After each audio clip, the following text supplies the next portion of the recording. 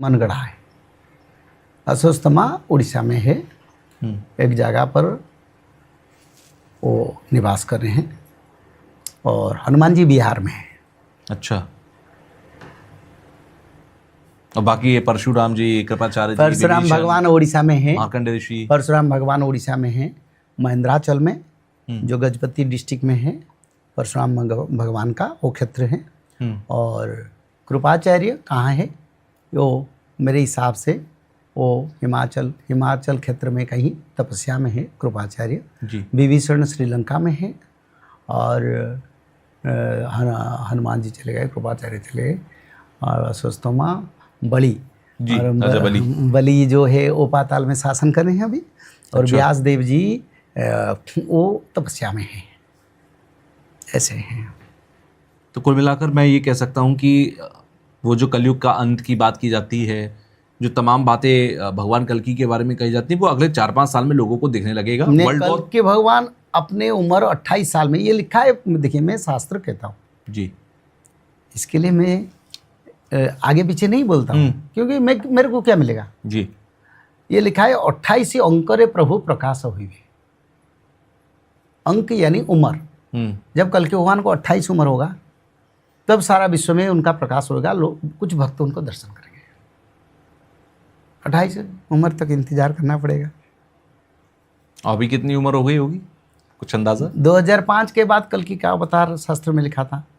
2005 में जगन्नाथ मंदिर से ध्वजा गिरा है। 2005 में जगन्नाथ मंदिर में कल्पवट का डालिया टूटा है जी।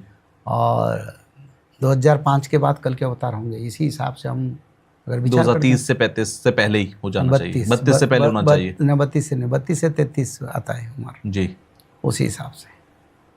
हाँ, तो मतलब उसी समय बड़ा विश्व युद्ध हो चुका होगा, तो बाद में शायद आएंगे जानबूझ के। तो आपकी ये बात उन सभी बातों पर, उन सभी कयासों पर विराम लगा देती है जो पूछते हैं कि वर्ल्ड वॉर 3 होगा कि नहीं होगा, होगा तो कब होगा। तो ये बहुत क्लियर है कि अगले 2-3 साल में वो दिखाई दे जाएगा। होगा ही होगा। अब तो चल रहा है जी, पर पूर्ण विश्व रूप जो चलेगा वो होगा, उसमें परिवर्तन नहीं होगा।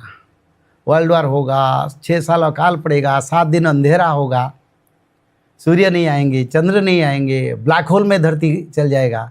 और ये सब उन चीज के लक्षण है जब परमाणु बम कहीं गिरता है तो इस तरीके की तस्वीरें होती हैं कि परमाणु बम का इस्तेमाल होगा। परमाणु नहीं, एक नक्षत्र खंड आके समुद्र में गिरेगा। अच्छा। और उसी समय सारे टेक्नोलॉजी, सारे स्ट्रक्चर, सारे सैटेलाइट सब जलाकर नष्ट कर देगा और कोई कुछ नहीं रहेगा। एक आकाश से कोई पिंड गिरेगा?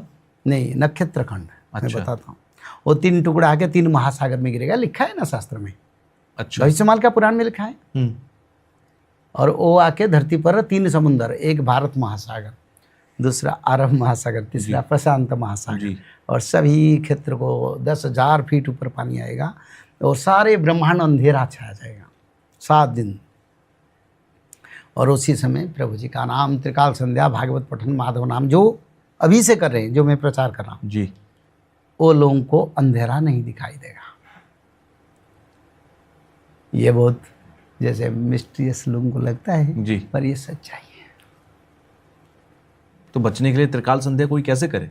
मतलब क्या तरीका होता है, क्या प्रोसीजर होता है उसका? त्रिकाल संध्या 3 समय भगवान विष्णु के भजन करना।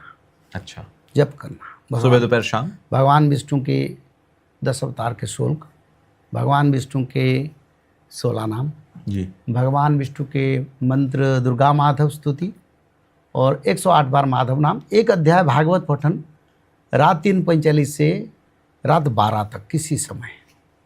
इतने में त्रिकाल संध्या होता है। 5 से 6 मिनट लगता है जी। जो लोग इसको करेंगे वो लोग सत्ययुग जाने के लिए लायक बनेंगे। ये हम प्रचार करते हैं।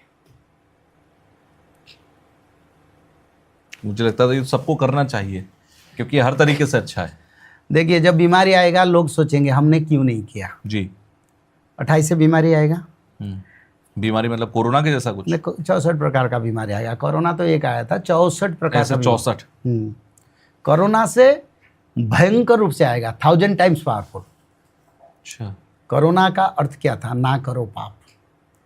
अब ना करो बोल भगवान नहीं बोलेंगे, बोलेंगे किया आप सजा भोगो।